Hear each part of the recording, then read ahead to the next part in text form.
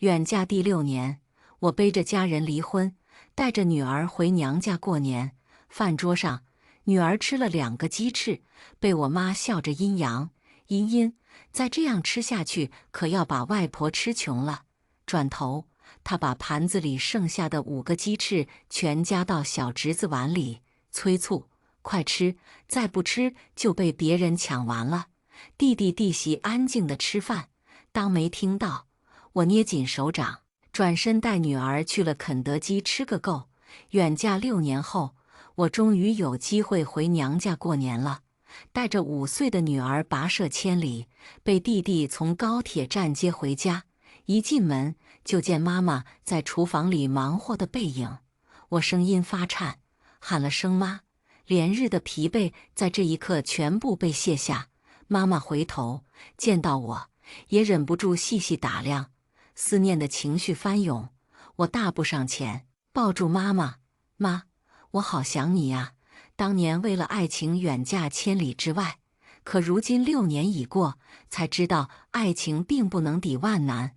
6年间，我每年都只能在11假期的时候回来一次，见面的时间太短了。所以这次，我打算多在家里住一段时间，好好在妈妈面前尽尽孝。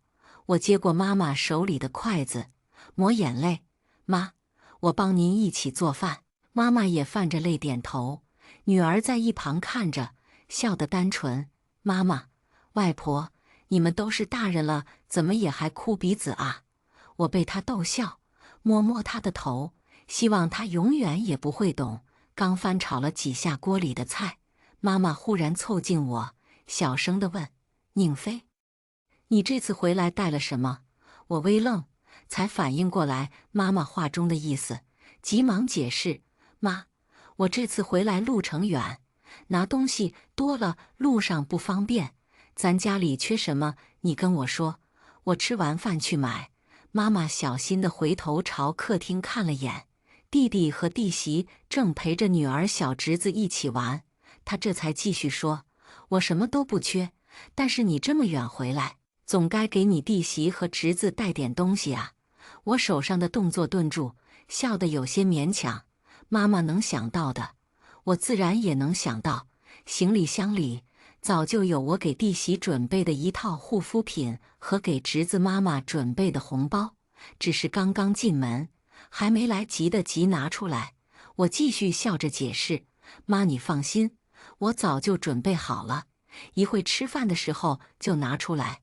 闻言，妈妈才笑了：你别多想啊，妈妈也是怕你想得不周到，才提醒你。没事的妈，谢谢你帮我想着，我诚心感谢。我已经不是10几岁的年纪了，不会只听表面的一句话就委屈地质疑妈妈说话的出发点。一个大家庭能相处融洽不容易，需要每一方的真诚付出和接纳，这些都是岁月和经历教给我的。刚说完话，弟媳宋妍也来到厨房，说搭把手。妈妈开心地把她往外推：哎呀，这里有我和你姐姐，哪里用得着你呀？你平时工作也辛苦，带孩子也累，快在外边好好休息一下。在我妈的执意坚持下，妍妍只能从厨房离开了。我并不在意，开玩笑看着妈妈：妈，我也这么远回来，你咋不心疼我累不累呢？妈妈一愣，神色有些尴尬：哎呀，你路上不也是坐着休息吗？再说了，也没让你做多少，就是做样子搭把手，能有多累？话的内容并不算过分，只是妈妈在说话时上挑的语气和不屑的神情被我看在眼里。说实话，不舒服。好在饭终于做完了，一家人终于可以坐到一起上桌吃饭了。只是没想到，这场饭会成为一切矛盾的开始。饭桌上有盘可乐鸡翅，刚好是女儿茵茵最喜欢的。加第2个吃时，我还丝毫没意识到桌上人的不满。女儿还在埋头啃鸡翅时，我妈声音响起：妍妍，你再这么吃下去，外婆可是要被你吃穷了。玩笑的语气，皱起的眉头，我给女儿擦嘴的手一顿：有些意外地看着我妈，什么意思？茵茵吃2个鸡翅都是罪过了吗？我放下纸巾，笑着回看她，妈，您这是什么意思啊？我妈笑得夸张，哎呀，我能有什么意思？我就跟茵茵开个玩笑啊，弟弟出来打圆场，对呀对呀，就是开个玩笑。茵茵快吃，说着，她又夹起一个鸡翅往女儿碗里放，可不料，小侄子杨洋忽然高喊一声：“不要，爸爸，那是我和妈妈的鸡翅。”说着，小侄子哇哇大哭起来。女儿瞪大眼睛，吃惊地看着眼前的一幕。她很懂事，已经意识到突发的冲突和自己有关。她停下吃饭的动作，不安地看着我。我摸摸她的头，示意她不要害怕。刚想安抚一下小侄子，眼前却忽然伸过一只大手，是我妈，直接端起可乐鸡翅的盘子，放到杨洋跟前，哄道：“不哭不哭，杨洋乖，鸡翅都是杨洋和你妈妈的，不给别人吃。别人……”我的心又是一凉。弟媳妍妍咳嗽了声，看着杨洋呵斥一声：“哭什么哭？当着外人的面，这么没吃过东西的样子。”杨洋委屈的哽咽。可是以前家里的鸡翅都是我和妈妈的。闭嘴，赶紧吃！妍妍训他，又笑着和我解释：“姐，你别介意啊，这孩子就是被我们惯坏了，一点礼貌也没有。”轻飘飘的语气让我立刻意识到，弟媳也并不觉得这件事有什么问题。刚回家第1天，我并不想搞得不愉快。我深吸一口气，挤出笑容：“洋洋，别哭了，姑姑给你准备了礼物呢。”说着，我从餐桌离开，打开行李箱，拿出给弟媳妍妍准备的护肤品，给杨洋和我妈准备的红包。弟媳眼神一亮，笑了：“姐，你也太客气了吧，都是一家人。”我也笑，就是因为是一家人，你才别嫌弃姐送的东西不好啊，都是我的一份心意。我送的这套护肤品价值3000，给杨洋包的红包是1000，给我妈的是2000。我自认为不算寒酸，准备礼物时我并没多想，只是把礼物当成一份心意带给家人。可现在却不由得让我对这份礼物多了别的寄托了，只希望他们看在礼物的份上，别对我和茵茵太挑刺了。果然，收下礼物的宋妍还有我妈都变了脸色。饭桌上，无论茵茵再加什么菜，我妈和宋妍都夸她独立懂事，自己就能吃饭，一顿饭吃下来还算相安无事。饭末收拾碗筷时，弟媳随口一问：“姐，你这次回来打算住多久啊？”我手上收拾的动作没停，2个月吧。过去几年回来的时间太少了，这次想多陪陪我妈。宋妍闻言轻轻皱眉：“姐，你要在家里住2个月啊？”我听出她话中的介意和意外，也忍住回头看我妈：“妈，你没跟妍妍他们说呀？”回来前，我曾特意跟我妈说过，这次回来会多住一段时间。一方面确实是为了多陪陪她，另一方面我还没跟他们说，我参加了本地的事业单位考试，已经过了笔试了。2个月后，大概就是面试结果出来的时间。我对这次面试很有把握，但毕竟结果还没出来，我不敢把话说得太满，就还没告诉他们这件事，想着正好也趁这个时间多陪陪家人。可没想到，原来我的回来并不是那么被期待呀。设想中的亲人团聚，好像跟现实很不一样。我妈尴尬地笑：“我哪知道你住这么久啊？你也没跟我说过呀。”我呆住。我清楚地记得我跟她说过的，可现在不知道她是忘了，还是怕惹事，竟然直接否认了这件事。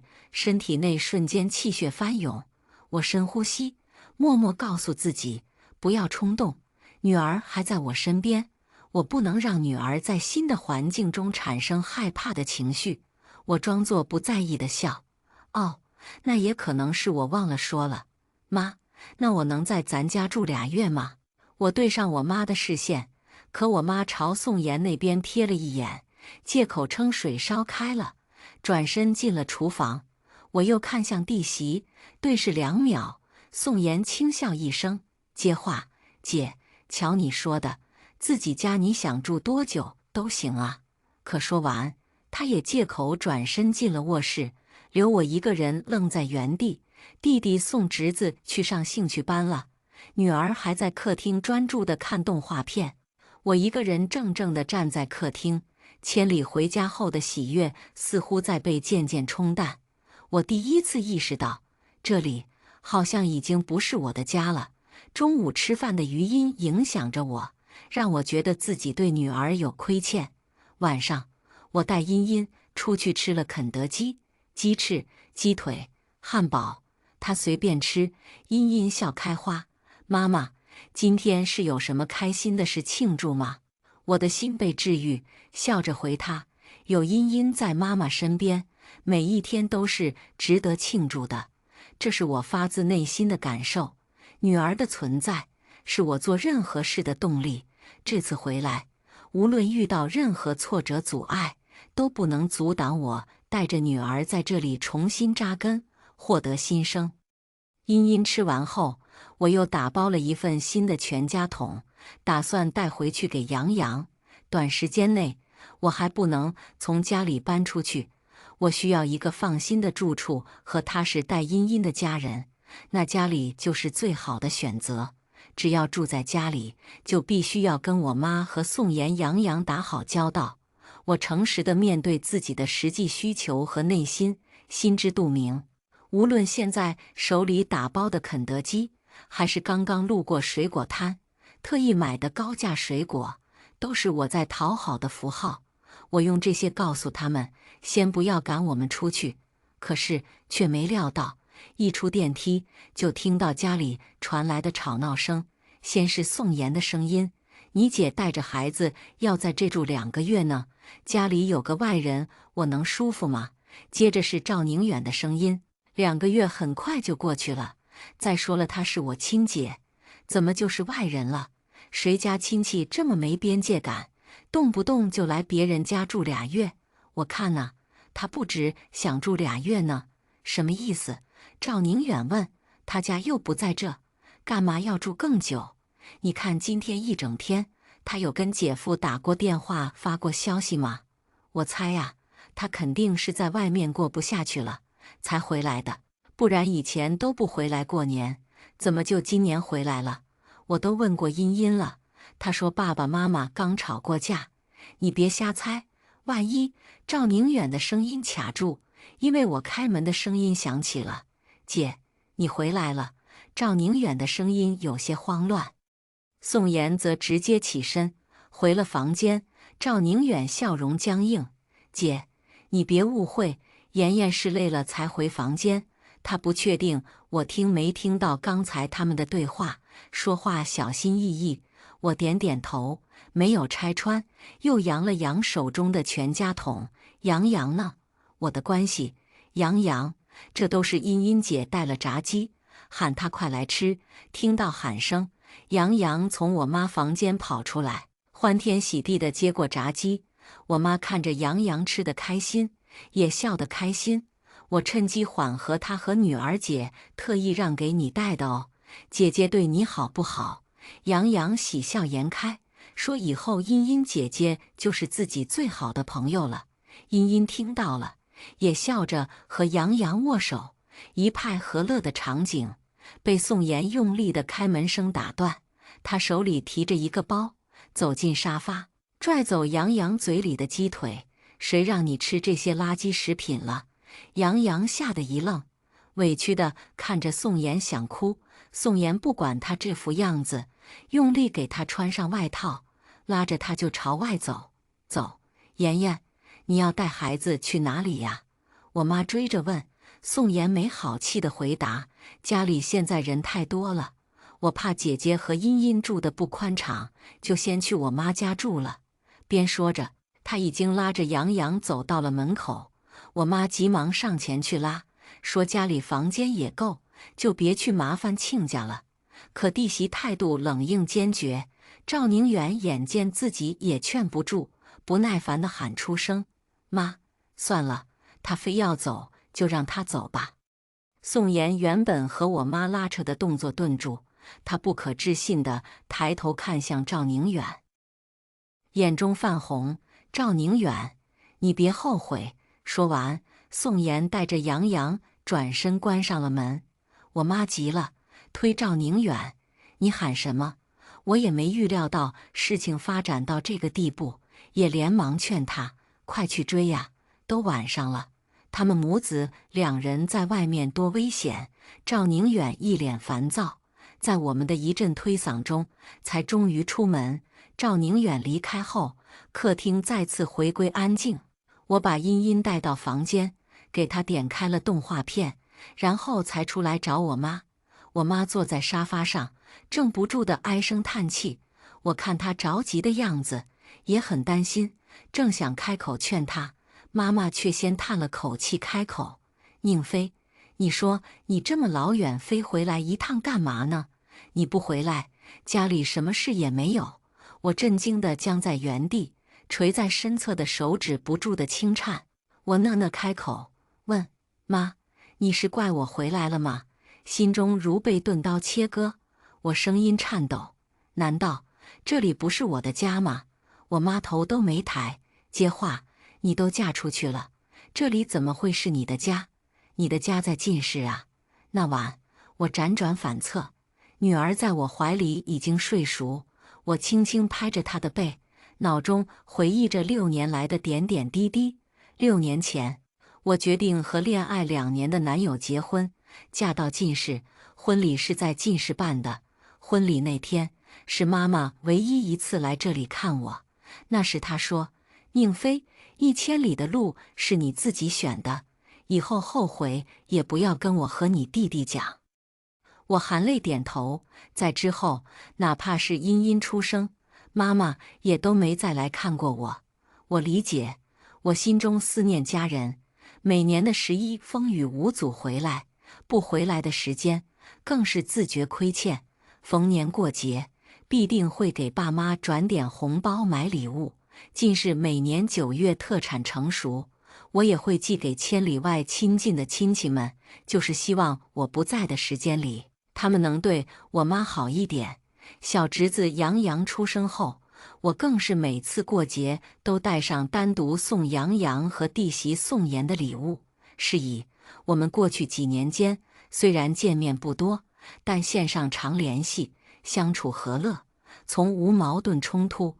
可现在才回来2天，我就已经意识到，曾经的和乐只是在距离和礼物的包裹下产生的假象。真实的事实是，我们之前的亲情早就薄弱得不堪一击。我深呼吸，不断反思，想得出究竟。这种变化到底是因为什么呢？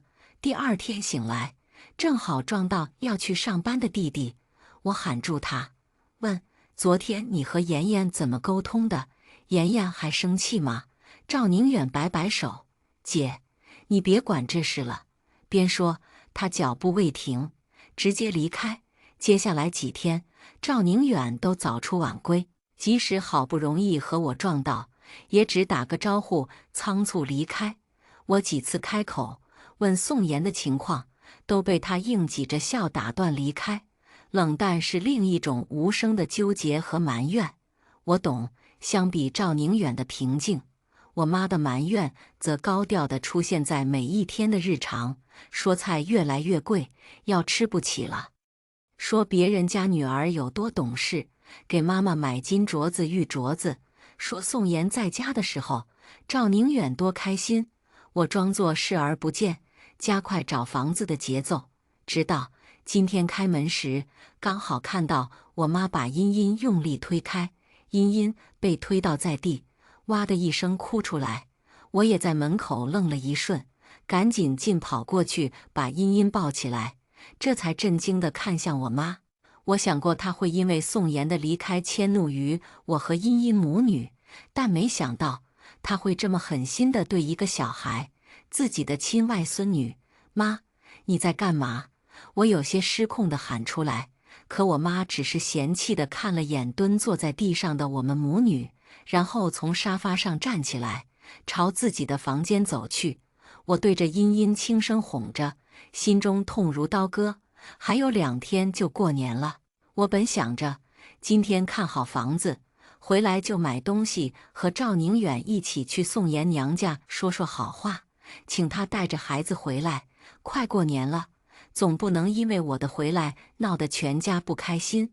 我也想好了，就在家里住到大年初4，一起过完团圆年。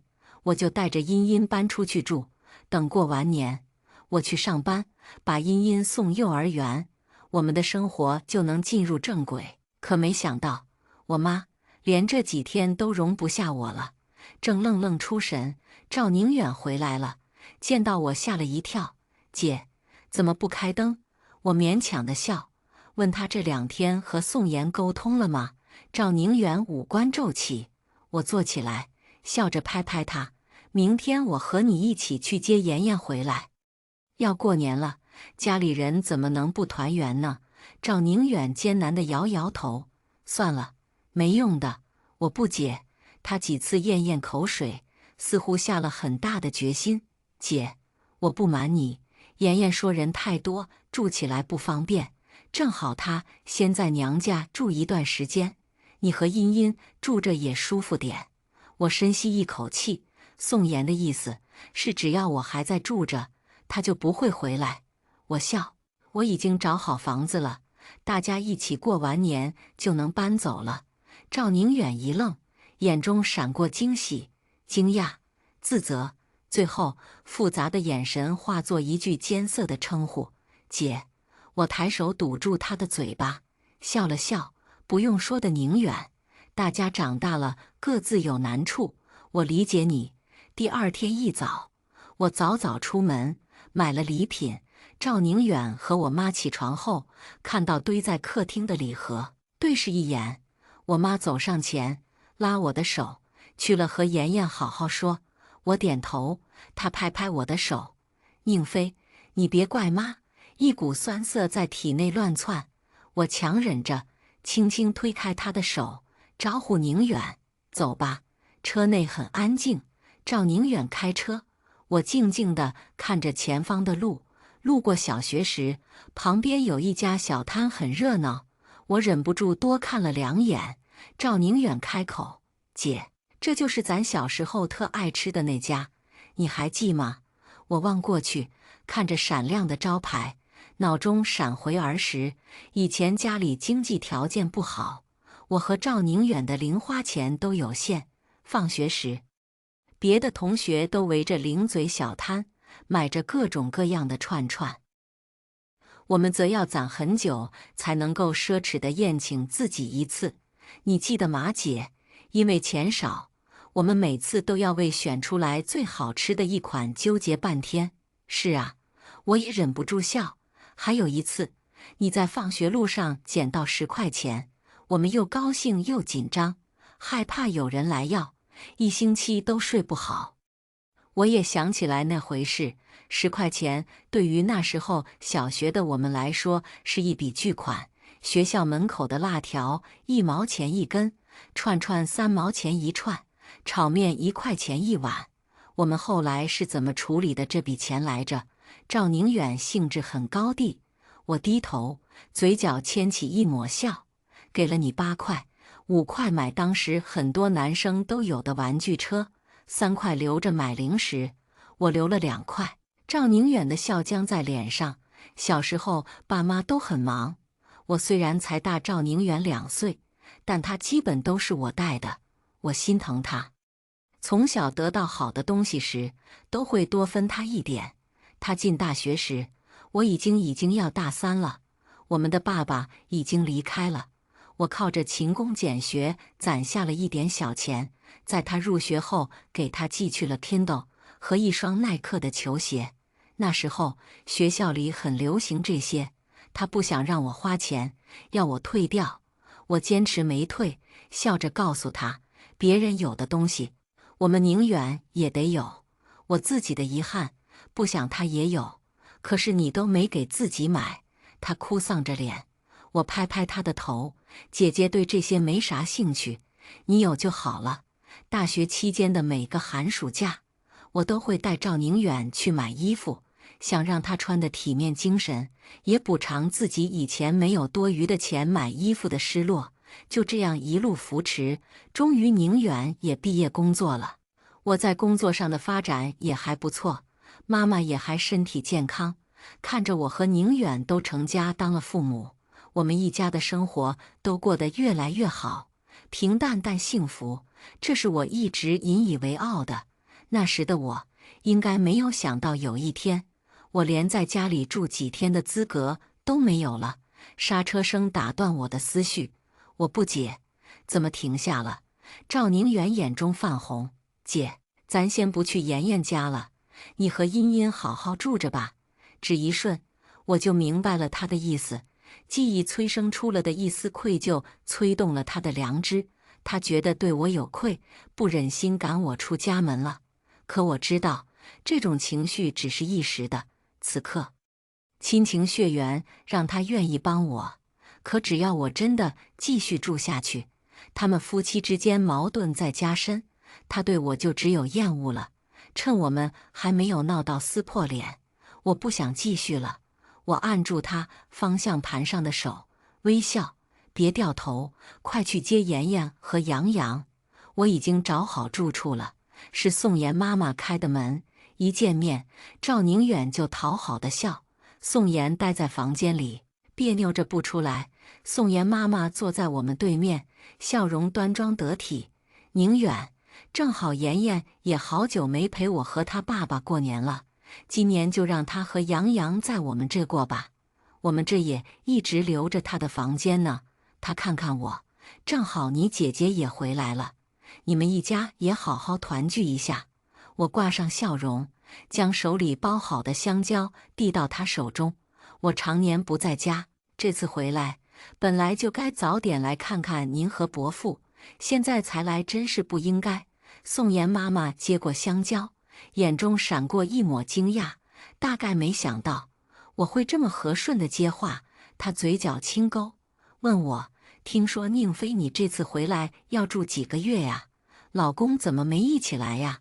他舍得你和宝贝女儿走这么久啊？”探究的眼神，一句话直戳事情的关键。他在帮女儿闻个答案。我打起精神：“您是长辈，有什么话我就和您直说了。我和茵茵爸爸离婚了。”此言一出，宋妍妈妈倒是没有太大的反应，倒是赵宁远神色大变，从沙发上坐起来：“离婚？为什么离婚？姐，他欺负你了吗？”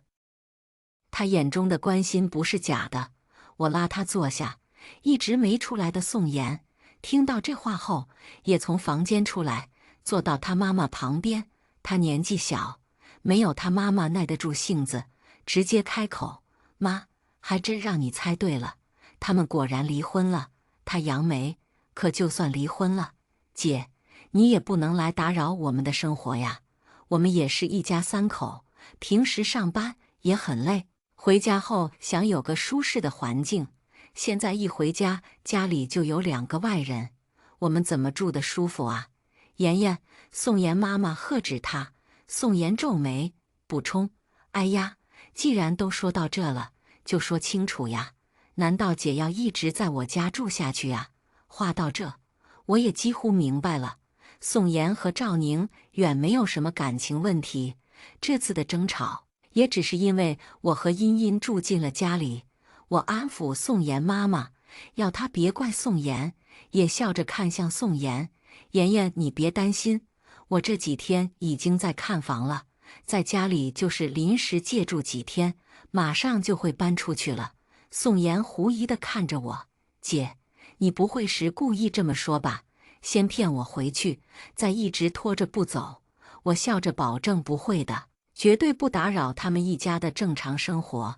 为了让他相信，我打开了手机上和中介的聊天记录，他这才放心，点头：“姐，你早说嘛，几天我还是能接受的。我也没那么小气，都是咱妈，说你要住几个月，我才生气走了的。宋妍答应明天就带杨洋回家过年。我心中默默长舒一口气，这场因我而起的冲突终于要平静了。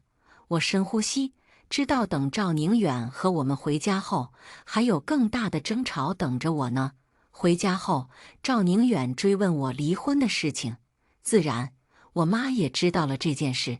本来我想等工作确定后再跟她说这件事，不然以她的性格，绝对会大哭大闹。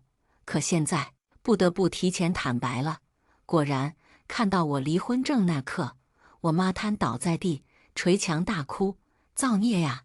你到底有什么想不开的，非要离婚啊？”强忍了数日的委屈，在这一刻翻涌。我倔强的不让眼泪落下。他家暴、出轨，我攥剑拳头，平静的叙述。我妈闻言愣了几秒，随即再次哭喊起来：“那你也不能离婚啊！他在外面没意思了，就会回家了。你这什么急？”我震惊地看着他，声音哽咽：“妈，这你也要怪我吗？同为女人，我想过他一时不能接受我离婚，但没想到他在知道我被欺负成这样时，还是不站在我这边。”我妈错开我的视线，哭声更高：“马上就要过年了，你离婚回来，让我一张老脸往哪里搁？”她忽然指着房顶，质问：“你对得起你死去的爸爸吗？你让他在那边也要丢死个人啊！”心中如被钝器捶打，眼神不住的下落。我怎么也不懂，我离婚怎么就会给我死去的爸爸也丢人？忽然，妈妈哭声止住，瞪大眼睛看着我：“怪不得你说要在家里住几个月，你是打算赖在家里吗？”我感觉脑袋木得发胀，此刻再听到什么话，也好像不觉得痛了。我听到自己平淡的声音响起：“妈，那你是要逼我今晚就搬出去吗？什么叫我逼你？离婚是你自己做的决定，你就该自己承担后果。”我苦笑，点头：“我知道的，妈。我没想拖累任何人。”我凄惨地笑着看他，我只是以为我的亲妈会在我最难的时候会帮我一把，我只是以为这里也还是我的家。我慢慢地松开拉着他的手，缓缓从地上站起来：“姐，你别说气话。”赵宁远过来拉我，我轻轻挣开他，笑：“你知道吗？今天去妍妍家的时候，我一点不怪她，反而我很羡慕她。”赵宁远一愣：“我羡慕她有一个时刻愿意接纳她、为她兜底的妈妈。”我看向我妈，泪止不住的下落。我轻轻问她：“可我为什么没有一个这样的妈妈呢？”我妈勃然色变，用力推搡我一下：“那你别喊我妈呀！你想让谁做你妈，就去找谁呀！你赶紧离开我家！”我一时不注意，头磕在茶几上，钻心的疼。我站起来，转身回房间，抱起已经吓呆的茵茵：“宝贝，走，跟妈妈离开。”我听不清赵宁远阻拦我时劝了些什么，我也听不清身后我妈又哭哭闹闹地说着些什么。我只知道，今晚我必须要离开。我在路边拦了车，甩开赵宁远，把茵茵放进去，然后看赵宁远：“行李麻烦你帮我收一下，寄给我吧，地址我再发你。”姐，他把住车门，我看着他笑笑：“宁远，以前我不懂，为什么结婚后姐弟就变成了亲戚，现在我懂了。”说完，我强行关上车门，直到在酒店办了入住，又温声哄了茵茵好久，把她哄睡着，我才终于慢慢挪到卫生间。镜子里的女人头发蓬松凌乱，狼狈不堪。我看着看着，笑出泪来。还好，比我被家暴的那几晚情况要好。这样看来，情况还是在慢慢变好的。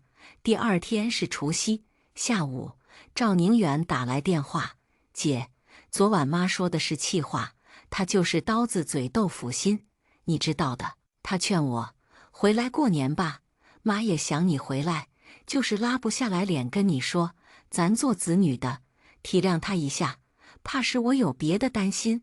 他还急忙补充，妍妍也说让你回来过年，不然你离婚了，一个人带着孩子，在外面多难过。我一一回绝，见我态度坚决，赵宁远几次叹气，挂断了电话。难过吗？是有的，但是好像也在接受范围内。以前结婚前，我以为我选中的男人会是我未来的依靠，可现实给了我一个狠狠的耳光。好不容易彻底结束这段婚姻，我被扒了层皮才逃出。我以为可以在娘家舔舐伤口，这里有我的血缘至亲，是我心中最后的港湾。但直至今日，我也看清，离港的船只有暂时停靠的港口，没有永久的家。我只想带着茵茵过好我们娘俩自己的日子。为了带着茵茵顺利离婚，离开那个魔窟，我分到的钱并不多，加上我的存款一共只有3万。我本来想顺利通过面试后，我租一个房子，白天可以让我妈帮我带茵茵，晚上我再把茵茵接回去，这样慢慢来，生活总会越来越好。可现在我已经不放心让我妈帮忙带茵茵了。窗外万家灯火，烟花在窗户上炸开。我回头看，女儿正睡得香甜。我不是不知道，把茵茵留在她爸爸身边，我会生活得更轻松。可她是我的女儿，我在一天就会护她一天。但凡我有一点能力，都不会把她留在危险之中。接下来几天，赵宁远又给我打过几个电话，我都没接，他也放弃了。给我发消息，姐，我知道你还跟妈生气，等再过一段时间，你们都冷静了，我们再聊吧。我按灭手机，赵宁远可能不懂，我已经不生气了，我只是失望。我常回想起我和他一起去接宋妍那天的场景，说实话，我真的不怪宋妍，她的骄纵任性是娘家给的底气。我羡慕她有一对时刻为他托底的父母，而我没有。我也羡慕赵宁远，他有一个时刻为他着想的妈妈，我也没有。春节后，我从酒店搬到了租好的房子，认真准备面试，直到结果出来那天，看着公示名单上我的名字，我终于长舒一口气。有一份稳定的工作和收入，我就有支撑我和茵茵生活的底气了。我给茵茵转了户口，报名入学了幼儿园。带茵茵在楼下玩的时候，我有意识地了解宝妈们的情况，最后和一个全职宝妈商定，她接孩子放学的时候也带上茵茵，我下班回来后再去她家接茵茵，每个月付1000块钱的报酬。我知道她体谅我，要钱要得很少，便经常给她带些水果，这样除去生活费、房租，我的工资一个月剩不了多少，但安心有盼头的日子总算有了新的开始。日子本来就这样平静地过着，忽然有一天，我接到赵宁远的电话，咱妈和杨洋出车祸了，姐你快来呀！我慌乱地请假，赶往医院，就看到赵宁远和宋妍都在抢救室门外焦急地等着。宋妍早就哭成了泪人，咱妈到底能干成点什么事？带孩子都能伤到孩子。杨洋满头是血，如果出点什么问题，我也不活了。好了好了，你先自己别慌。赵宁远安抚他，但他自己声音也不住地发颤。我才知道，是我妈骑着电车带杨洋出去玩的路上，抢灯被车撞到，现在肇事双方都在抢救。我贴着墙站，不住地深呼吸，脑子里浮想万千。终于，抢救室的门打开，医生告诉我们，杨洋和我妈都没有生命危险。我终于长舒一口气，杨洋把伤口养好就行。但我妈伤到了腿，她年纪又大了，恢复起来时间会比较久，而且可能会有后遗症。等杨洋和我妈转入普通病房时，我进去看他，他眼中都是痛色。杨洋住了几天院，就被接到了外婆家，由宋妍的妈妈照顾。宋妍每天下班后要急着回去看儿子，也没有什么时间来医院。赵宁远工作也忙，问我能不能晚上住在医院照顾。我反问：“那茵茵怎么办？”他一愣，哑口无言。那我请个护工吧。他无奈地挠头。但是3餐怎么办？姐，你能做了饭给咱妈拿过来吗？说实话，我可以的，无非就是多辛苦一点，压缩休息和陪茵茵的时间。可那句可以，我怎么也说不出来。我忘不了自己在最艰难的时刻被亲人落井下石的场景。我回答他：早餐、午餐你和宋妍负责吧，晚餐我会点外卖给咱妈。赵宁远闻言目瞪口呆，半晌，他似不敢相信地反问我：“姐，那是你亲妈？你就这么狠的心？”我淡笑，看着他，等咱妈也把我当亲孩子的时候，我也会把她当亲妈的。在我最难的时刻，有谁帮我了呢？我无视他失望的目光，补充：宁远，感情上的付出都是相互的。我没从咱妈身上得到过爱，就付出不了爱。那从法律上讲，你不应该和我一起尽孝吗？他语气严厉，像是生了很大的气。我微笑。法律也讲伦理的，我们俩都是家里的孩子。可你结婚，咱妈拿出积蓄给你买了房、买了车、付了彩礼。我结婚，咱妈连一点陪嫁都没出，更别提其他。这些我本来都没想计较的。我理解咱妈带大咱们的不容易。我嫁出去的这些年，逢年过节都会给咱妈买东西、发红包，这些你都是知道的吧？可我连在家里住几个月、几天的权利都没有。这样，你还觉得我该和你分担一样的赡养义务吗？他静静听着，眸色渐深。我咽了口气，索性一次性说完。你知道咱妈为什么这样？因为她从心里认定，女儿是靠不住的，只有儿子才能给自己养老。所以从小到大，她都在牺牲我的利益讨好你。这些你作为受益方，难道真的不知道吗？既然如此，那现在就是咱妈验证她这套人生信念的时候了。赵宁远愣住，想反驳，却又不知道说些什么。我们争吵时，我妈也醒了。我回头看了眼眼眶泛红的她，冷冷地开口：“你放心，她还是我妈，我会尽赡养的义务。所以我会给她每天晚上点外卖到医院，也会等她出院后，偶尔有时间去看她。但是多余的，你们都不要想了。”说完，我转身离开，不顾背后我妈喊我名字的声音。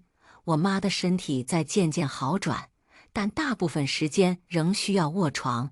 出院后，赵宁远请了住家保姆，但保姆要负责家里的家务，没有那么多时间细心照顾她。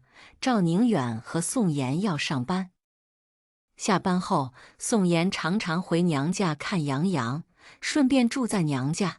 大部分时间，我妈都一个人躺在床上、沙发上。我每周六下班后会去看看她，她看的眼神有些闪躲，像小时候做错事的孩子。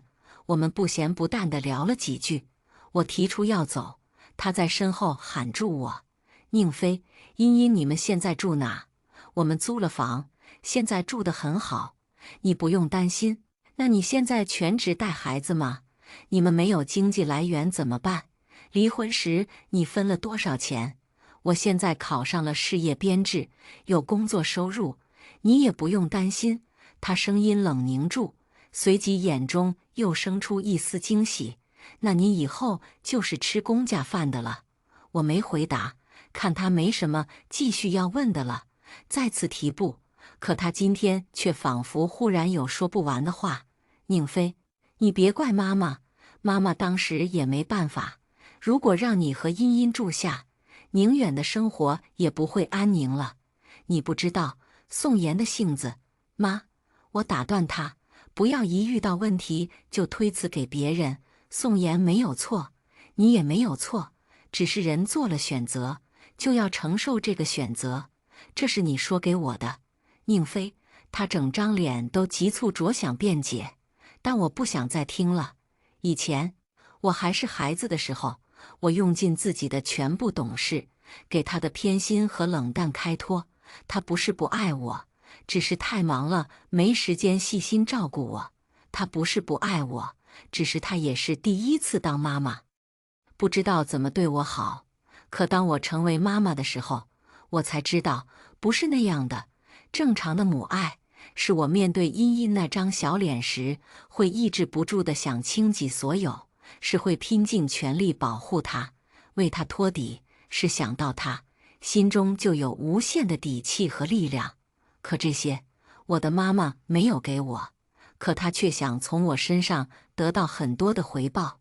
我从出生就被她视作一场注定赔本的生意，那我索性成全，关上门离开。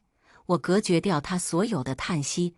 赵宁远总是给我打电话，问我能不能回家住，咱妈很想你，你多回来陪陪她吧。再说了，保姆照顾咱妈，你能放心。他用开玩笑的语气提出试探和要求。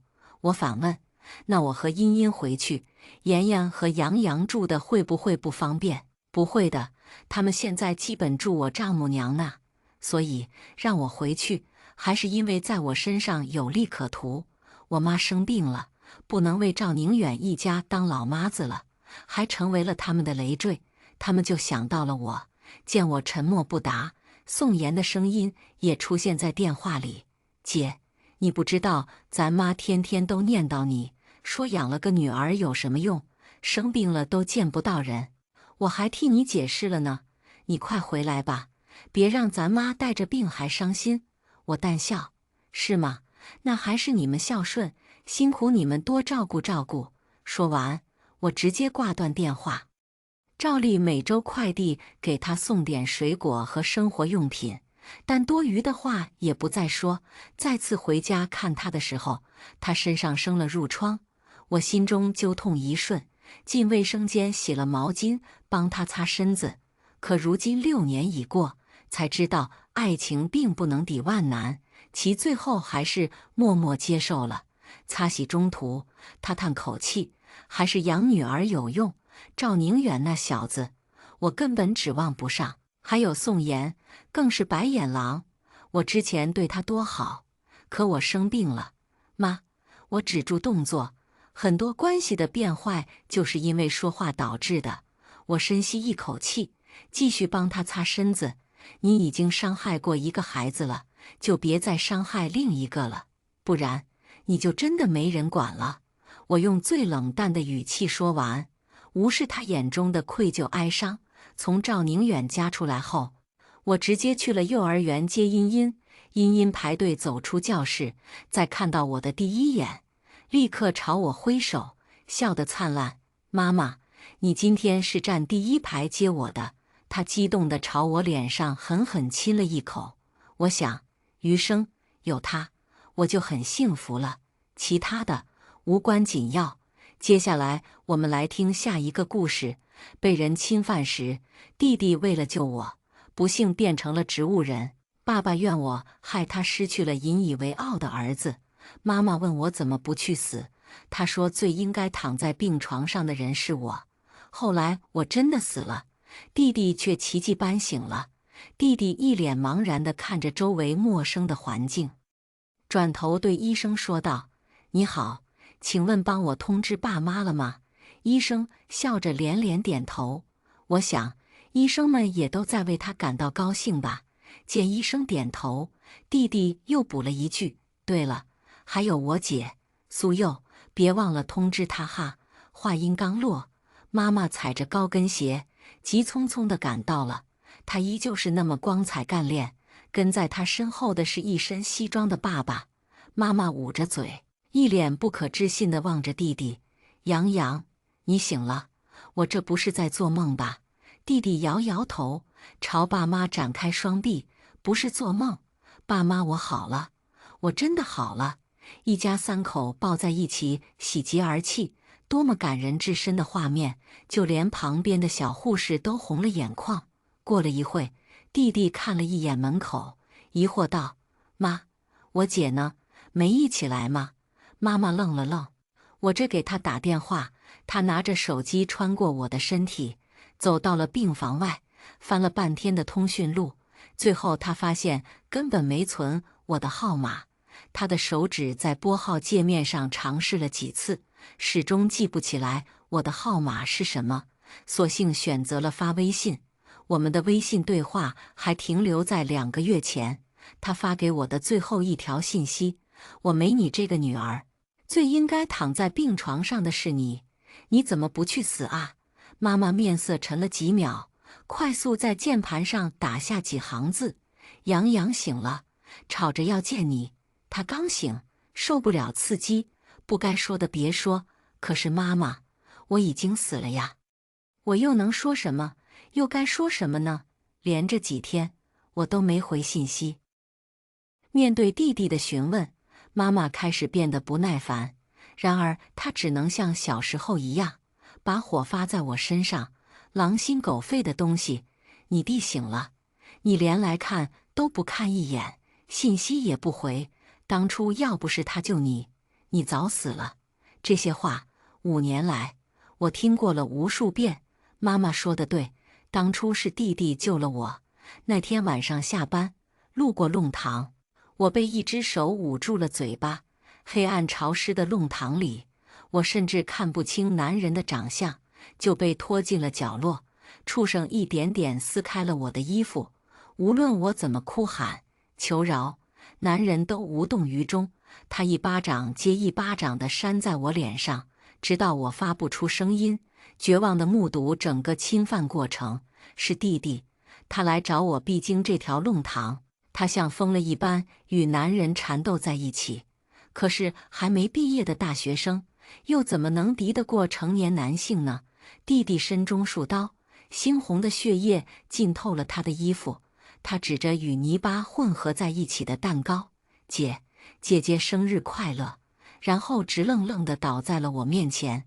爸爸从身后拍了拍妈妈的肩膀：“别生气了，苏佑跟我们不亲，你又不是不知道，今天是杨洋出院的好日子，别被扫了兴。”我坐在爸爸的车里，跟着他们一起回了家。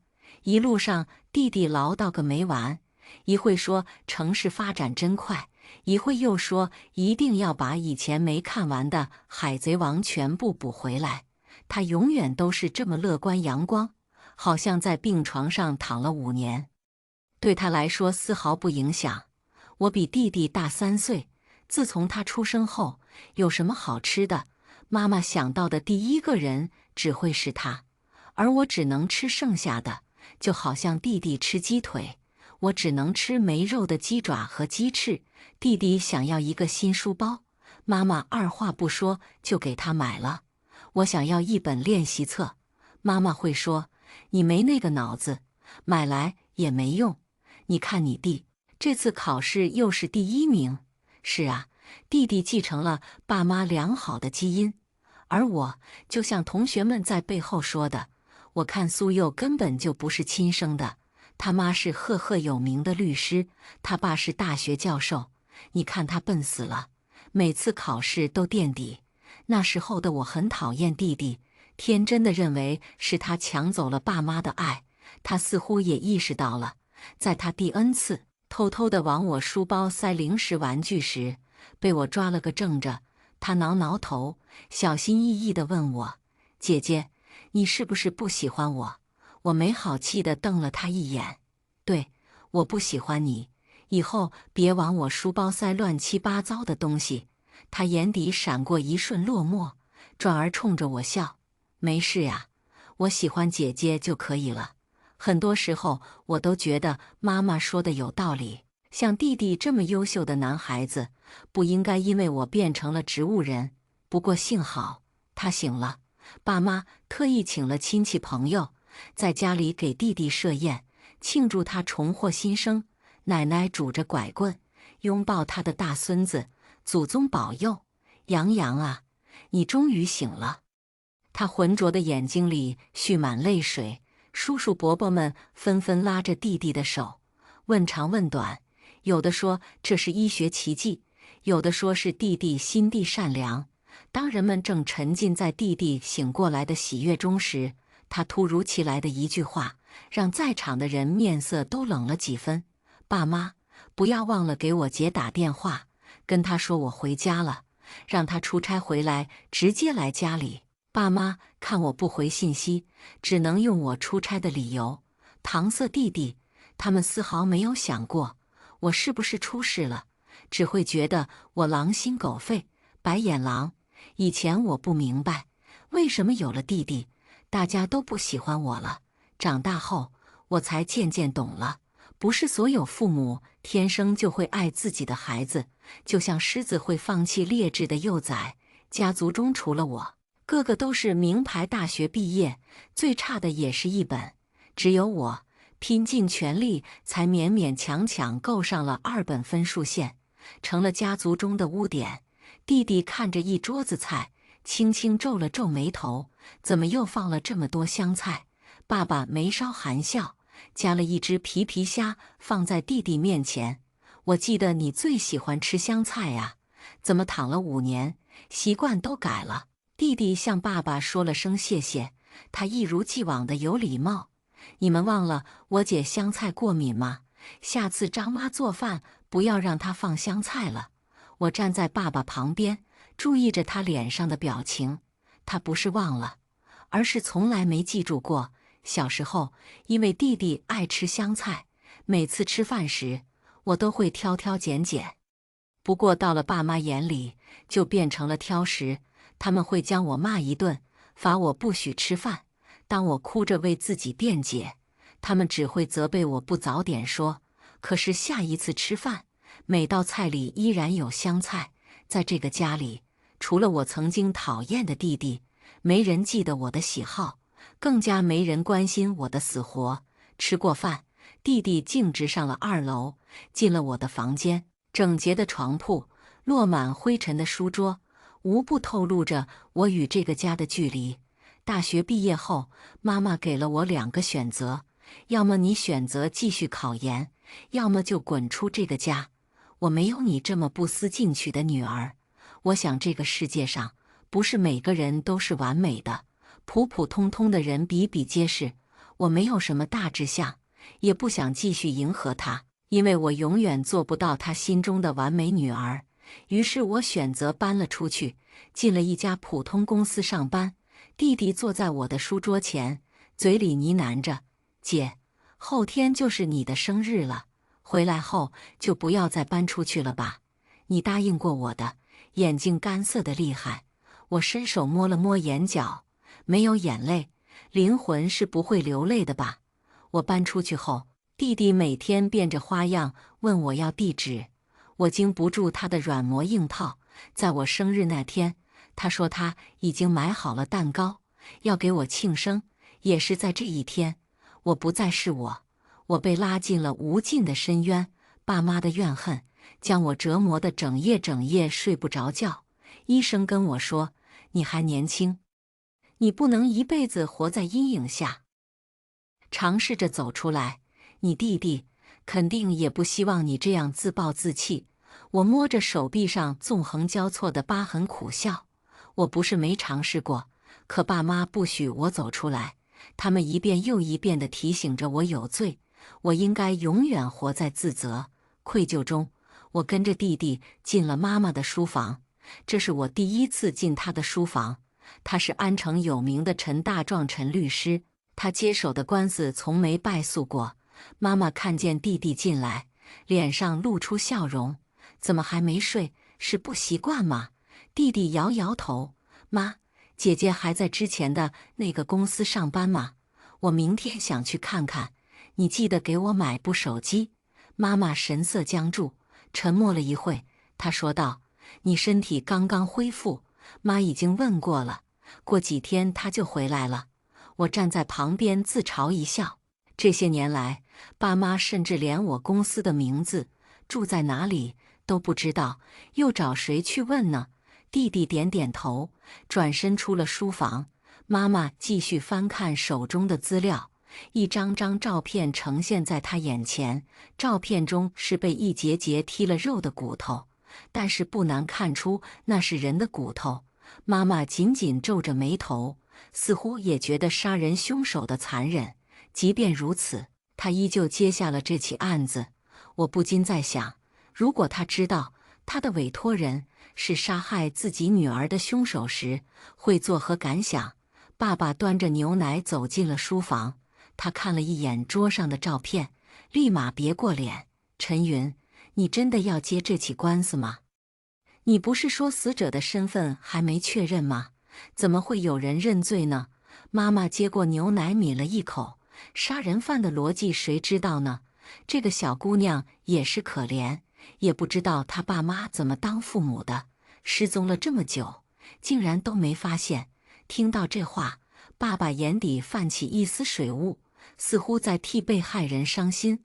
他看向妈妈，这个案子已经铁板上钉钉了，杀人凶手都自己投案了，你也无力回天了吧？妈妈自信一笑，没再多说，好似一切都在她掌握之中。小时候，妈妈经常上电视，她常说她做律师是为了伸张正义，可面对追捧、名利、金钱，他似乎变了，他变得自私、虚荣，为了打赢一场官司不择手段。他接受不了别人的负面评价，包括他的孩子，他通通接受不了，所以他才这么讨厌平庸的我。我将头靠在妈妈的肩膀上，语气平和地问她：“妈妈，都说母子连心，你感觉不到我当时有多痛吗？1个月前，我去医院看望弟弟，与刚出病房的妈妈撞了个满怀。我下意识地拉了拉袖口，往后退了几步。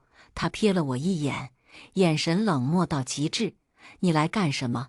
你还有脸来看他？弟弟出事后，爸妈就不许我去看他。我每次来都特意挑的晚上，可没想到还是碰上了。我没回答他的话，将鲜花放在了床头柜上。下一秒，鲜花被摔在了地上。妈妈指着我的脸说：“带上你的破花，滚！以后再被我撞见，我就给你弟转院。你要不想他颠簸，就不要再来看他。”强压着的眼泪不争气地落了下来。我冲他大吼：“为什么要这样对我？为什么呀？如果可以，我宁愿躺在那里的人是我，这样我就不用天天被折磨得夜不能寐。”他没有回答我，而是直接选择了无视我。我失魂落魄地出了医院，随手打了一辆出租车。那时候我还不知道，这辆出租车是特意在等我。我沉浸在痛苦中不能自拔，我痛恨自己为什么这么软弱无能。明知道他一次又一次地将我推开，是不爱我的表现，我依旧渴望想从他眼里看到一丝异样，就算是伪装的也好。从小到大，我不能有自己的爱好，更加不能有朋友。他说这些只会影响我的学习。为了得到他的认可，我照做了。我把原本的自己一层层剥开，再把不属于我的样子一点点强塞进去。我执拗地认为，只有这样，妈妈才会爱我。我紧握双手，任凭指甲生生陷入肉里，好似只有这样才能压制住发抖的身体，却丝毫没注意到自己已经被带到了荒郊野外。忽然，司机冷不丁地问了一句：“你是陈大壮的女儿吗？”我猛地回过神，木讷地点点头，然后又马上摇头。男人拽住我的手臂，将我从车里拖出。漆黑的夜晚，陌生的男人，潮湿的地面，高度重合的场景，让我双腿止不住地打颤。巨大的恐惧扼住了我的喉咙，让我忘了求饶，只能一步步往后退。男人说：“要怪就怪你陈大壮的女儿。是你妈不分青红皂白，什么狗屁伸张正义的陈律师都是骗人的。”男人挥着刀，一片片割下我的肉，从大腿到手臂，撕心裂肺的疼痛让我本能地喊出了那2个字：“妈妈！”我好痛，妈妈，救救我！我用尽全身的力气摸向口袋中的手机，男人出乎意料地停下了动作，在他的注视下，我拨通了他的电话。您拨打的电话正在通话中。男人用一种失望的口吻说着：“哎，怎么没打通呢？”他夺下了我的手机，一根根切断了我的手指。可我在这一刻竟然感觉不到一丝痛，失望从骨子里透出，麻痹了我全身神经。我曾经无数次跟自己说：“算了，不爱就不爱吧。”可每当节假日、春节、中秋节这种传统的节日，都会让原本孤独的我更加渴望亲情。我总想着再试一次，哪怕他们不让我回家，哪怕换来的永远都是嘲讽、谩骂、怨恨，但至少电话里传出了他们的声音。空荡荡的房子里不再安静的出奇，不再只剩下我的喘气声。大概是不想继续跟我浪费口舌，所以扼杀了我最后一丝念想。夜很静，静到只能听见皮肉撕拉的声音。恍惚中，我想起了弟弟。上学那会，班里的同学集体孤立我，在背后说我坏话，给我取外号。有一次放学，我被几名高年级的女孩堵在角落里。苏佑，你清高什么？整天板着一张臭脸，给谁看？不就是仗着自己爸妈有本事吗？可那又怎么样？我听说你爸妈根本不喜欢你哦。我的家长会爸妈几乎没来过，难得来一次也都是黑着脸，嫌弃我给他们丢人。爸妈的区别对待，明眼人都看得出来。没人撑腰的孩子，注定孤立无援。让开！少年清脆的嗓音响起。弟弟站在阳光下，他眼底满是怒气。下次再被我看见你们欺负我姐，有你们好看。弟弟长得好看，明明才13岁，个子已经比我高出了一个头。几名女孩被赶走后，他还不忘在我面前臭屁一下。他甩了甩额前的刘海，我刚刚帅不帅？我被这个举动逗笑，阴霾的情绪一扫而空。自那以后，弟弟成了我的保镖，无论我去哪里，他都跟着我。他说，以后无论遇到任何事情，他都会站在我这边，保护我。是他让我慢慢地找回了自己。我不贪心，我想着，就算爸妈不爱我，有弟弟也不错。可命运就是这么不公平，他带走了唯一爱我的人。我的灵魂在呼吸停滞后的下一秒脱离了身体。我看着男人一点点将剔下来的肉装进了黑色塑料袋中，然后再从后备箱里拿出一把斧子，对着我的四肢砍去。我以为死亡是结束一切痛苦的来源，可惜我错了。我被一股不知名的力量拉回到了至亲身边。我看到了妈妈从噩梦中惊醒，她第一次梦到了我。你看，怎么会感觉不到呢？就像她常说的那句话，我是你妈，你这条命，包括你的身子骨都是我的。我是她肚子里孕育出来的，即使剪断了脐带，但那根血脉相连的纽带从来都没断过，以至于我死后，灵魂还被拉扯着回到了他的身边。很快到了我生日这天，弟弟愈发焦躁，莫名的不安在他心里蔓延。他趁着爸妈不在家，凭着5年前的记忆找到了我的公司。他询问公司经理，我去哪里出差了，大概多久回来。经理一脸茫然，什么出差？苏佑已经1个月没来公司了。丑陋的谎言被揭穿，弟弟呆在了原地。他一路跌跌撞撞去到了我的出租屋，嘴里不停地嘀咕着，可是爸妈说姐姐出差了呀，肯定是哪里搞错了。他不相信自己敬爱的爸妈会骗人，更加不相信真有父母不爱自己的孩子。他总说都是一家人，爸妈只是在气头上。他坚信一家人没有隔夜仇。弟弟越是天真烂漫，衬托的我越是心机深沉。他第一次为了我跟妈妈顶嘴，是我搬出家那天，他满眼失望地看着妈妈。我一直以为你对姐姐的区别对待都是我造成的，所以我拼尽全力弥补姐姐。现在我知道了，就算没有我，你也会这样。你所做的一切不过是满足自己的虚荣心。面对指责，一向要强的妈妈哭了，她靠在爸爸的怀里，委屈到不能自已。爸爸呵斥弟弟不明白父母的苦心。我和你妈做的一切都是为了你姐好，哪有父母不爱自己的孩子？你姐不明白你妈的苦心就算了，你也要跟她学。她到底给你吃了什么迷魂药，让你这么护着她？他们站在道德的制高点，数落着我的万般不是。我在弟弟摇摆不定的目光中离开了家。我知道他犹豫了，质疑了，可他没有错。自他出生起，他就在父母满满的爱意下长大，所以他体会不到我绝望和无助。弟弟握紧拳头，用力地敲着门，急切地想要求证什么。敲门声引来了隔壁房东奶奶，她看着门前与我长相相似的少年，缓缓开口：“请问你是苏佑什么人？”弟弟转头看向来人：“我是苏佑的弟弟。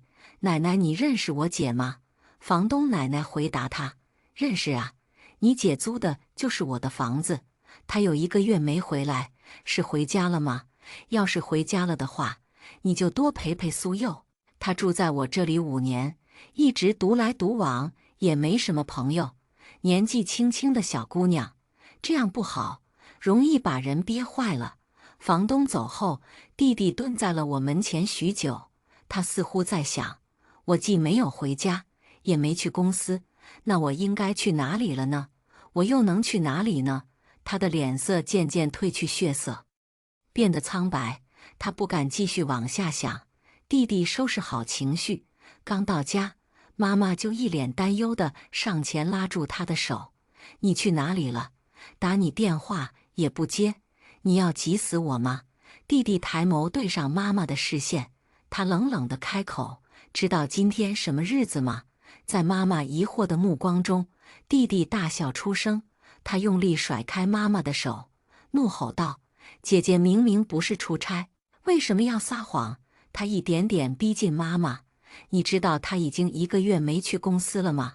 他已经失踪1个多月了，你知道吗？你怎么可以对他这么不管不顾？你难道就不担心他会出事吗？”面对弟弟的连环逼问，妈妈的表情从头到尾都是平静的。她平淡地开口：“他能出什么事？苏阳，你不要忘了，是他把你害成这样的。”弟弟一点点后退，他不可置信地看着妈妈：“所以这5年，你一直都在怪他？”说话间，爸爸回来了，他感觉到了气氛的怪异，他上前扶住弟弟颤抖的身子：“这是怎么了？洋洋，你刚刚好，不能情绪激动。”弟弟嘴唇颤了颤，他抓住爸爸的双臂：“你这5年也跟妈妈一样恨姐姐是吗？她怎么会不恨我呢？妈妈做的一切，她都是认可的。她甚至为了面子，瞒下了我被侵犯的丑闻。她说：‘苏佑，我这样做也是为了你好。以后你还要嫁人，我是男人，没有一个男人会要一个被人强奸过的女人。’可笑吗？说出这番话的人，竟然是我的亲生父亲。”弟弟第一次感受到了父母的冷血。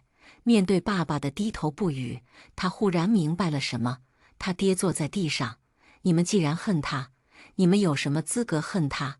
你们是不是忘了，他也是受害者呀？”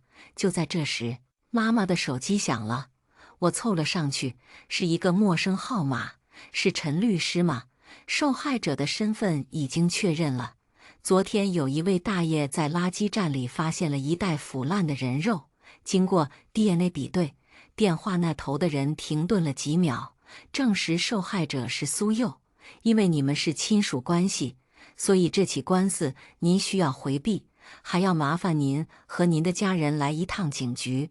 我无数次在想，妈妈得知真相会作何反应？她会不会后悔自己的所作所为？又会不会悲痛欲绝地为我哭泣、流泪？我像一条狗，极力想在他眼里看出一丝悔恨，可他始终都很平淡。挂断电话后，他像是什么都发生一样，喊张妈开饭。他讨好般的去拉弟弟吃饭，弟弟笑着甩开他的手：“你简直不配做一个母亲。”无数次我都在想，如果我和姐姐一样，你和爸爸是不是也会不爱我？不过现在我有答案了。妈妈许是没站稳，径直跌坐在地上，她双眼噙满泪水，失神地望着弟弟。那你让我怎么样？他已经死了，难道让我去给他偿命吗？爸爸和弟弟同时被他这句话震惊住。陈云，刚刚是谁打的电话？妈妈从地上爬起来，她从容地整理了一下衣服，声音平静到听不出一丝波澜。警察局，受害人是苏佑。爸爸脸上满是痛苦，嘴巴哆嗦着说不出一句完整的话。你是说那个被分尸的是苏佑？妈妈轻轻嗯了一声，淡定地到餐桌前吃饭。她一如既往的冷漠，再一次戳痛了我。爸爸上前夺过她的筷子：“陈云，你竟然还吃得下饭？死的人是我们的女儿啊！”妈妈淡漠地看了他一眼，从桌上站起身。爸爸拉住了他的胳膊，低吼：“你怎么会这么冷血？”妈妈转头看他：“你有什么资格指责我？”他像是被扼住了咽喉，张了张嘴，说不出一句话。陈律师，好久不见，现在你想起来我是谁了吗？审讯室里的男人盯着妈妈微笑，知道被害者是自己的女儿是什么感觉。我到现在才知道，男人为什么那么恨妈妈。原来10年前，妈妈帮一个强奸她女儿的人打赢了官司，她女儿接受不了这个结果，最后割腕自杀。所以她恨妈妈，她要把自己所遭受的痛苦全都报复在我身上。她要妈妈也体会一下失去亲生女儿的痛。我捂着胸口后退了几步，不过也好。古有哪吒削肉还母，今有苏幼代母受过，也算互不相欠了。你知道你女儿多倔强吗？她到死都不愿意承认你不是一个好律师，真是可惜。花一样的年纪，却要为自己的母亲承担罪恶。男人以为这些话能刺激到妈妈，可他失策了。妈妈从头到尾面上都没有波澜，只是静静地听着男人叙述杀害我的全过程，这让男人几乎破防，戴着手铐的双手疯狂捶打桌面。你难道不难过吗？你为什么不难过？你是不是一个母亲啊？不知道为什么，这一刻我倒有点心疼这个杀人犯。他或许不知道，不是所有人都跟他一样，那么爱自己的孩子。警察局门口被一堆媒体围得水泄不通。陈律师，请问，你知道被害人是自己的女儿吗？陈律师，听说你之前向警方提供了凶手有精神病的证明，请问你现在什么感受？可以说说吗？据知情人透露，你们夫妇一直怨恨苏幼，请问是真的吗？苏教授，你觉得你是一个称职的父亲吗？爸爸的脸色一阵青，一阵紫，他张了张嘴，却不知道从何说起。我站在旁边，苦涩一笑，他怎么会是一个称职的父亲呢？曾经我也有向他求助过，爸爸，我好像生病了。我一闭上眼睛，就会想起那个晚上，我害怕，我想搬回家住，他却说别回来。如果不是因为你任性，非要搬出去，你弟弟也不会这样。你喜欢住在外面，那就死在外面吧。爸爸向媒体公开，弟弟是为了救一个陌生女孩才变成了植物人。弟弟被冠上了见义勇为的称号，说他不愧是苏教授和陈律师的儿子。爸妈消费着弟弟的功绩，他们的事业蒸蒸日上，却不知道我在不到20平米的出租屋里，日日苟延残喘，情绪崩溃的时候，我只能用自残来抑制痛苦。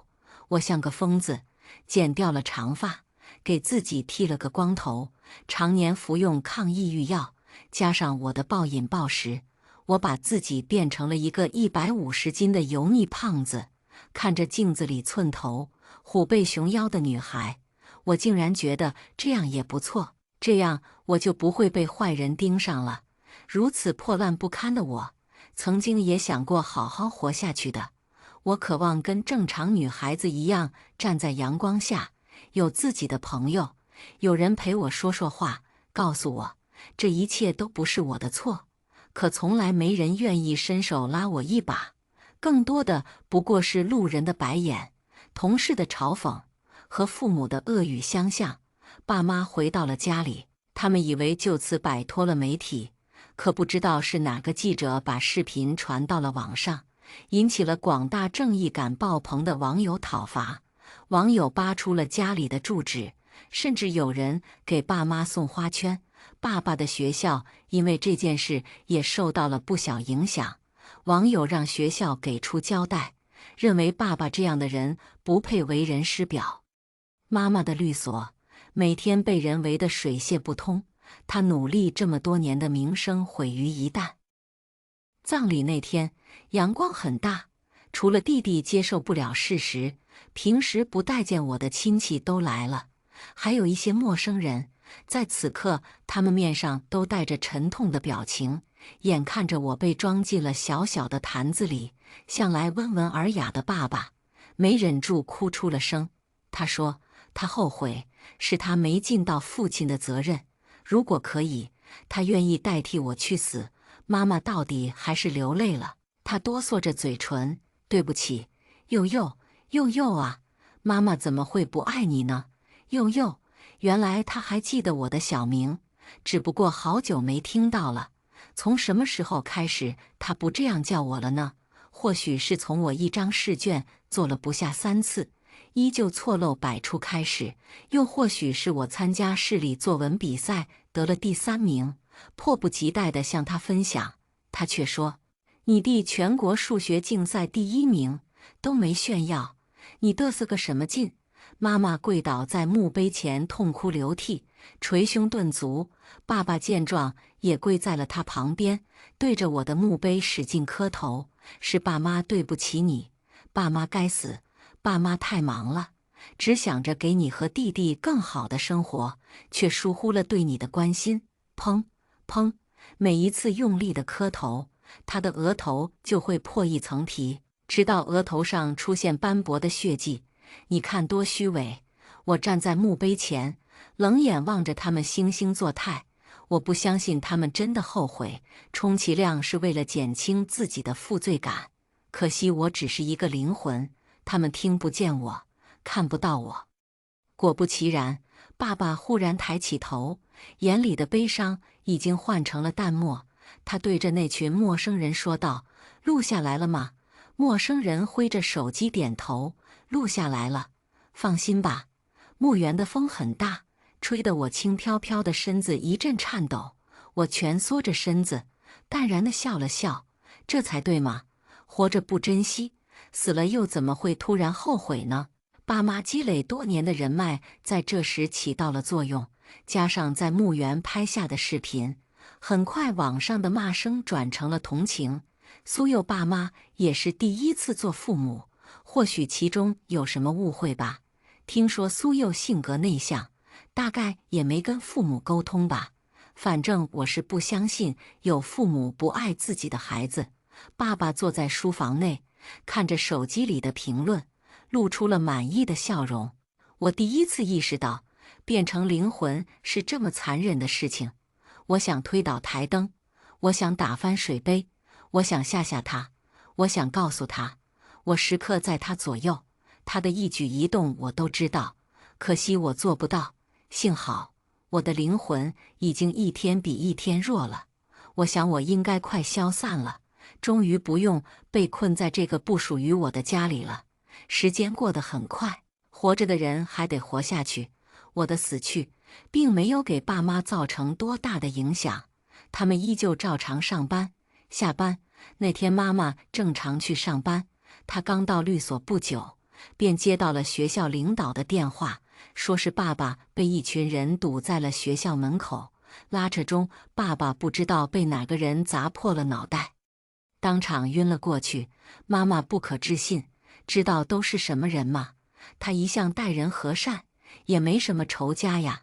是的，爸爸待人和善，在业界口碑向来很好，却唯独苛待自己的女儿。校领导顿了顿，听说是一群网友在网上看到了一些视频。妈妈淡定的脸上第一次出现了慌乱的表情。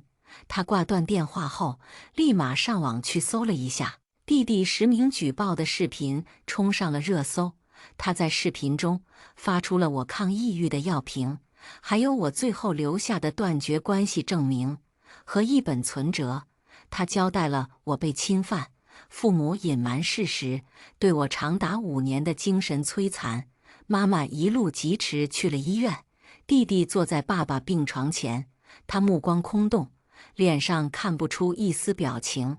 妈妈兴许是气急了，她用力扇了弟弟一巴掌，俊朗清秀的脸上立马红了一片。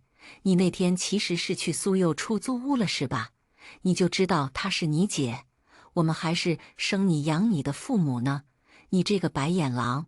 说着妈妈就哭了，她捶打着弟弟的胸膛，白养你了，我和你爸做的那些，不也是为你打抱不平吗？你为了他大学都没毕业呀，你那么聪明，都被他毁了。弟弟咧嘴笑，不是你和爸爸教我的吗？姐姐死得那么惨，我们怎么可以心安理得呢？弟弟还想说什么，却被进病房的医生打断了。医生满脸遗憾，他说爸爸检查出了脑癌。妈妈听闻消息，脸色瞬间惨白一片。他望向弟弟，现在你满意了吗？弟弟吸了吸鼻子，他嗓子哑了几分。你就没想过是报应吗？弟弟从双肩包里拿出我那本红色日记本，扔给了妈妈。他无数次想要活下去，求你们拉他一把，但是你和爸爸无视了。你真的觉得是那个畜生杀了姐姐吗？弟弟哽咽了一瞬，他仰起头，倔强的不让眼泪掉下来。你们太可怕了，不仅不愧疚，反而还说做的一切都是为了我。不过你放心，有了姐姐的前车之鉴，我不会自责的，更不会被你破。我会带着姐姐的那份好好活下去。说完，他转身往病房外走。妈妈崩溃了，她大声喊叫：苏阳，你去哪里？回来！他跌跌撞撞地追了出来。妈妈需要你。杨洋，眼泪布满了他的脸颊。往日干练体面的陈律师，如今也跟曾经的我一样。他祈求着弟弟能回头看一眼，他似乎感觉到弟弟这一走，就再也不回来了。苏阳，妈妈求你！他重重地摔倒在地，嘴里呢喃着：可是我和你爸真的是爱你呀。弟弟的身影慢慢消失在走廊尽头。妈妈跌跌撞撞从病房追到了医院门口，她看着弟弟上了一辆出租车，她害怕极了。她掏出手机，一边给弟弟打电话，一边开车去追。电话一遍遍被挂断，她一遍遍拨打：求你接电话。杨洋，妈妈错了。杨洋，接电话。说话间，眼泪滴在手机上。我坐在副驾驶上，除了觉得他可悲，心里没有多大波动。我看着逐渐透明的身体，伸手遮住了他的双眼，凑到他耳边：我永远不会原谅你和爸爸。妈妈身子猛地一颤，她听到了，真好，终于亲口告诉他了。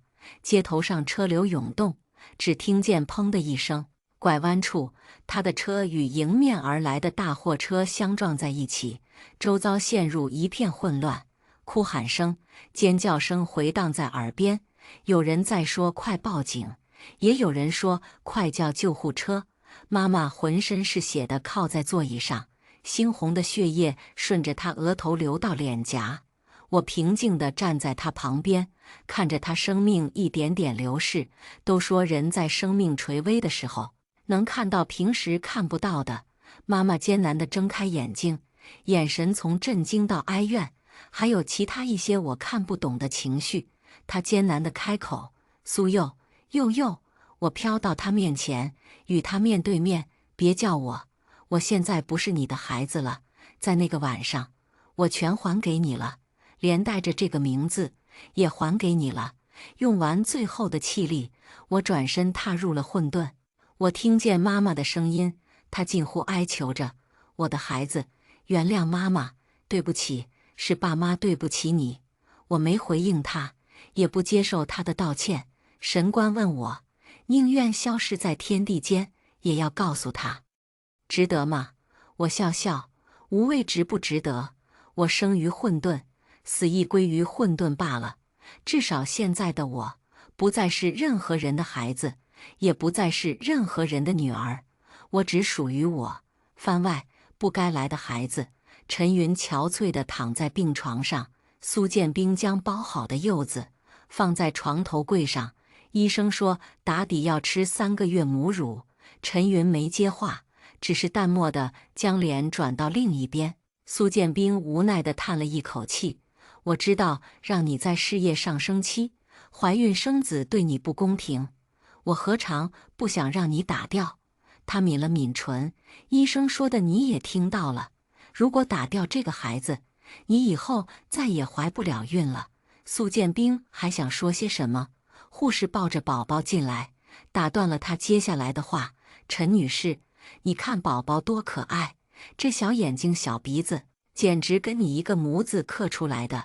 长大了一定是个小美女。”在苏建兵和护士的劝导下，陈云最后还是答应给女儿喂3个月母乳。他看着怀中皱巴巴的小人，对苏建兵轻声说道：“也不知道长大后像你还是像我。”苏建兵勾唇笑：“我们基因这么强大，只会青出于蓝而胜于蓝。放心吧，希望吧。对了，给女儿取个名字吧。”陈云看了一眼旁边的柚子：“就叫苏柚吧。”苏建兵想说会不会太草率，但看陈云满脸不耐，他到底还是憋了回去。“好，就叫苏柚。”苏柚，灵魂还没有彻底消散之前，我求神官帮忙。我入了弟弟的梦，我见到了他，他红着眼睛：“姐，你终于来看我了。”他的手指在拨号界面上尝试了几次，始终记不起来我的号码是什么。当我却发现弟弟已经比我高了一个头了。“杨洋，你现在是大人了。”弟弟抹了一把泪：“姐姐，你会怪我吗？不然你为什么这么久都不来我梦里？”我摇摇头：“我在疏通关系啊。难道你不想再做我弟弟了吗？”弟弟眼里露出惊喜：“那可不可以让我做哥哥？”我笑了笑：“当然可以，前提你要好好的过完这辈子。”弟弟坚定地点点头，他相信了我说的话，重新振作了起来。神官说我犯了禁忌，想要重新做人，恐怕有点难。不过看在我上辈子惨死的份上，会让我换一种方式陪在弟弟身边，这样也不算食言了。时光荏苒，转眼过去了3年。女人摸摸我的脑袋：“小柚，你会像喜欢你主人一样喜欢我吗？”我蹭了蹭女人：“喵喵，当然会了，这样弟弟就不会孤单了。”